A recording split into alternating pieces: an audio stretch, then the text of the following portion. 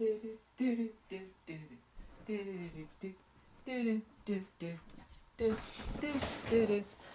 boys and girls. How you doing? I'm getting a lot of emails recently. I think it's partially because the Fujifilm has put the GFX 50R on epic sale, as well as the 50mm 3.5 for half off at $500, which is absolutely ridiculous. Half off the new 50mm, their latest lens. I can't wait till the end of this month for the 45 to 100mm coming out. It should be something other than different bokeh. And the resolution, very identical, basically a twin sister lens to the 32 to 64 that's so incredibly useful. By the way, I've rated all the X mount lenses, and I own all of them except for the 18mm.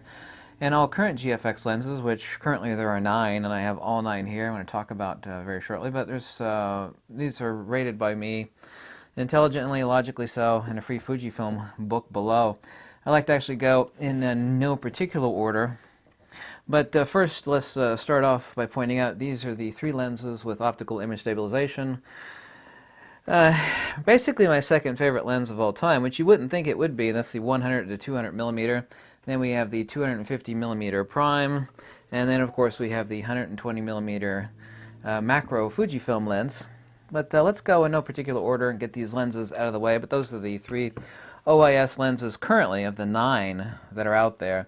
There's 10 ultimately with the 45 to 100 coming out. And of course 2 more lenses announced by Fujifilm for release either later this year or also 2 next year of 2021. That's the 80mm 1.7, which is basically a short version. I've seen pictures of it. It's about that much shorter.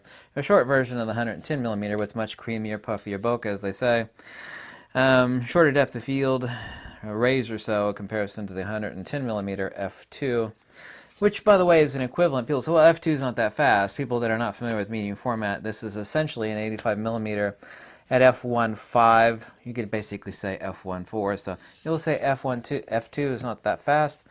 You don't realize this actually puts out bokeh basically identical to an 85mm 1.4 Nikkor, for example. Let's go in no particular order here. Then I actually rated this an overall score of 9 out of 10 and a value of 10 out of 10. That's the 32 to 64 zoom, basically a 24mm to 50mm equivalent. It's awesome for everything. It's actually got amazing bokeh. It's actually perfect for near-end portraiture. It's perfect for everything. Street photography, very, very fast autofocus. Actually the fastest autofocus of all the Fujifilm GF lenses, and I have all of them here, and these are all mine, by the way. I bought all of these with my own damn money, in case you were wondering, okay? Is the 100 to 200mm definitely the fastest, and barely right underneath that's the 250mm. The 110 is also extremely fast. 120 not so much so. And the 50mm, the new 50mm 3.5, most pancake lens autofocus lenses are pretty damn slow. This is actually about 10% so roughly faster than the 45mm 2.8. And I'll talk about these 2 in a second since everybody's always asking me about those. Secondly is the GF 100 to 200mm lens, which I have right here. It actually comes with a tripod collar, but I took it off because this is a pretty damn lightweight lens. This is basically a short version of a 70 to 200, slightly different equivalent focal length, incredibly fast, absolutely jaw-dropping image stabilization, which is very important for shutter shock on medium format. Absolutely love the hell out of this lens. It's so useful for so much stuff. It's actually a perfect street lens, perfect telephoto landscape lens. It's perfect for a lot of stuff. It's even perfect for sports action. A lot of people actually wouldn't consider this lens because it's a 5.6 lens. But trust me, this lens is absolutely, but also too, full retail. It's incredibly frigging cheap for what it is. This is easily my second favorite Fujifilm lens.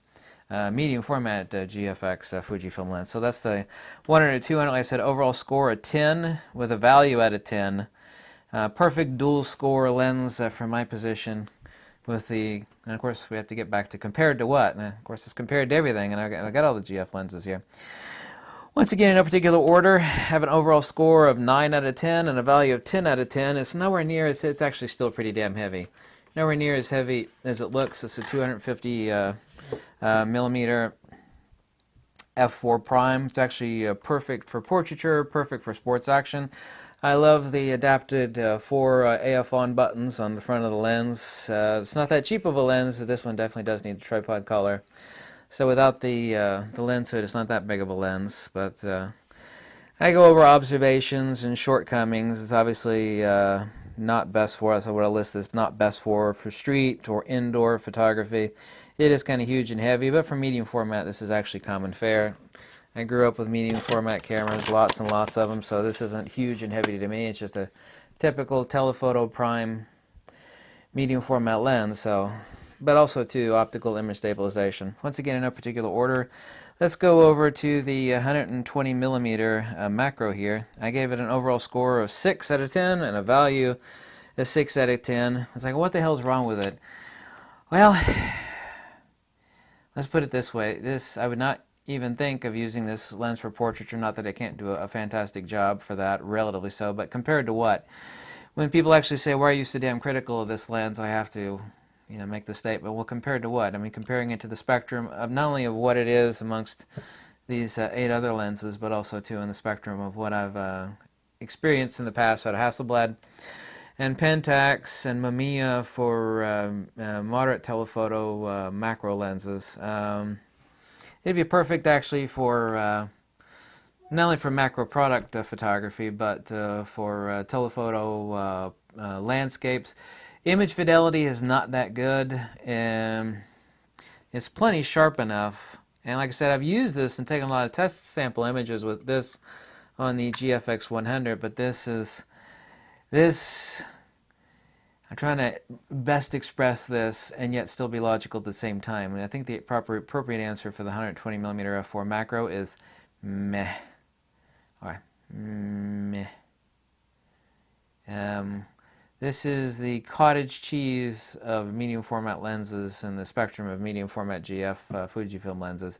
It'll keep you alive, but you're not that happy eating it. I mean, I say that humorously, but I'm also at the same time actually being logical. Like if someone said, you got to get rid of 2 of these of the 9 GF lenses here. You got to get rid of 2 of them. We'll pay you full retail, but you got to get rid of them. Answer number 1 would definitely be the 63 millimeter, no particular order, and secondly, easily, probably first actually, I'd be happiest to get rid of the 120 millimeter macro. Next lens is the portrait lens, the 110 millimeter f2, which I talked about as an 85 millimeter f1.4, basically equivalent. Portrait lens, very fast autofocus, given an overall score of 9 out of 10. It's quite expensive, overall value of 9 out of 10. It's not that super big, it's pretty damn heavy, but it's an 85 millimeter 1.4 equivalent. To me, it's not that big. I mean, really? No. I love huge, heavy cameras. Like I said, I grew up with them. I'm not like the rest of you that are, trying to shave pounds and every little microgram off the. I never give a damn about that. So talking about size and it's medium format. Of course, it's going to be big, but absolutely an incredible lens. Perfect for portraiture. Perfect for actually a lot of stuff. Fast autofocus motors on the 110 millimeter f2. Perfect portrait lens, perfect telephoto landscape, also great even for reproduction work, even though this is a reproduction lens, the 120 millimeter technically so, but for a telephoto reproduction lens, I'd actually easily recommend people the 110 millimeter f2 Fujifilm.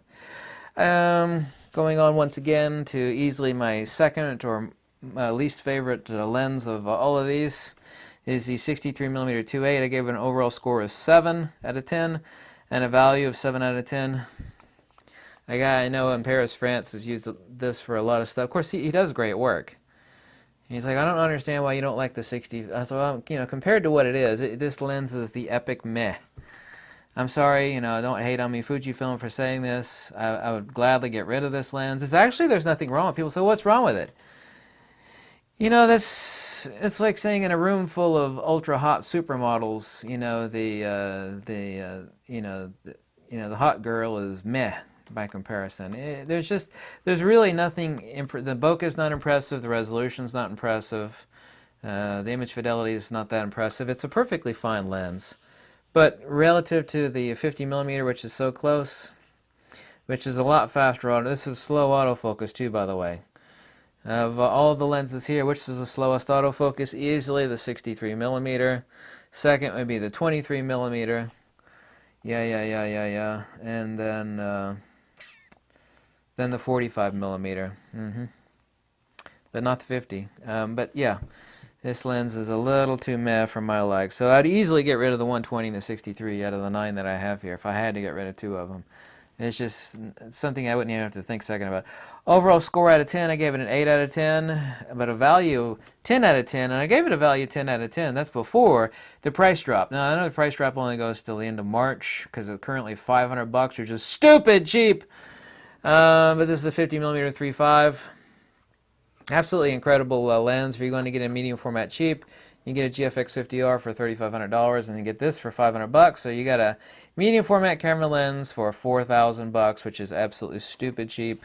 Autofocus on this, like I said, is about 15-20% faster than even the 45 millimeter, my favorite of all the GF lenses. Absolutely. Bokeh is pretty blah on this. It's plenty sharp enough. It's got the resolution is lacking, but all pancake lenses actually exhibit that. I did a full review on this a few months ago. The bokeh is pretty miserable. The resolution, I wish for better, but it is no less than what you would expect out of a pancake lens. Focus is actually pretty damn fast. For street photography, and you could actually tuck this underneath your jacket on your GFX 50R, 50S, and no problem. For medium format, this is a pancake lens. But I mean, this is toast and butter as far as wowing anybody on the GF series of lenses. But at $500, I mean, I just bought this one. I was thinking about it on the fence at $1,000, and I was pretty sure I was going to buy it. But at $500, there's just no question. It also comes with 2 lens caps. This is a smaller one. This is actually a screw-on metal lens hood here. And it also makes it look like it's part of the lens, but it actually is a lens hood, which is ingenious. This is basically what Voigtlander and Leica have done on a few of their lenses. I'm glad that Fujifilm adopted that, the 50 millimeter 3.5. Incredible lens. Let's go on next to my favorite of all the lenses. The 45 millimeter 2.8. This is a perfect dual score lens, 10 out of 10 on both value and overall score. This is one of the best lenses I've ever used in my entire life. Forgetting whether it be crop sensor or full frame or medium format, this lens is epic tatas.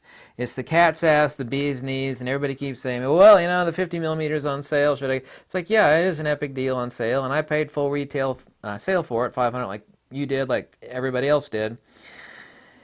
And I bought it for a reason, for what it is. But yeah, the 45 will blow the hell out of the 50 every day and twice on Sunday.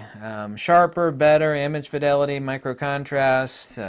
Autofocus speed, the 50 is about 15% faster. But you don't buy this for its autofocus speed. I never called it a SAW lens, sports action wildlife lens, and of course it's frigging not. It's a 35 millimeter equivalent. The image output on the 45 is just absolutely the frigging cat's ass. This lens is the epic tatas. It's just... this is my favorite GF lens. Is it? Yeah, it really is. There's just no question about that. The 45 millimeter 2.8. I don't care what they charge for it, or if it's on sale or not, because they're always putting things on sale at Fujifilm. That lens is awesome. Let's go next to the 23 millimeter, the last one, the 23 millimeter f4. Architecture, obviously so. Landscape, interiors. This lens is really heavy and it's really expensive, and it's all that in a bag of chips. I give it an overall score, and even though it's really expensive, overall score of 9, a value out of 10 of 9. If you're doing landscape or architecture or interiors, this is it. Shortcomings is obviously not for sports, action, wildlife. You could use it for portraiture, however, no, no. No. I don't actually think I've seen a single portrait lens on the 23 millimeter. Not that's not possible. 18 millimeter equivalent. This lens is really, really sharp. It's actually got really good image fidelity. If you're going to step out in the woods or do some architecture, man, that sounds like a country person when I said woods. This lens is incredible. This is easily probably my 3rd favorite GF lens. My 3 favorite GF lenses are the 100 and the 200. My favorite is definitely the 45 millimeter, and probably 3rd most favorite is the 23. Is it? Yeah, it is. And then the 4th most favorite, of course, is the 32 to 64. I know everybody loves this as the best lens ever, and it really kind of is. But no, the 45 is the best GF Fujifilm lens. Easily second, and people are not impressed. It's a 100 to 200. It's only a 5. This lens is awesome. The OIS on it is awesome. The autofocus speed is awesome. It's so lightweight and it's inexpensive. This lens is awesome. 100 200 millimeter. And it's a toss-up for third place between the 32-64 and the 23mm f4. Like I said, the two lenses I'd happily get rid of is the 120mm macro and the 63mm. Both of these are sponge cake and dry toast. Yeah, sponge cake and dried toast. Yeah, which means like, yeah. Yeah. That was the humorous yet logical review of the current 9GF Fujifilm medium format lenses. Thank you so much for watching. Hope you like these videos. If you do, make sure to drop a dime below on one of the links, because that would be greatly appreciated. Or you can tell me how much you hate me. Whatever makes you happy. Thank you. Peace out.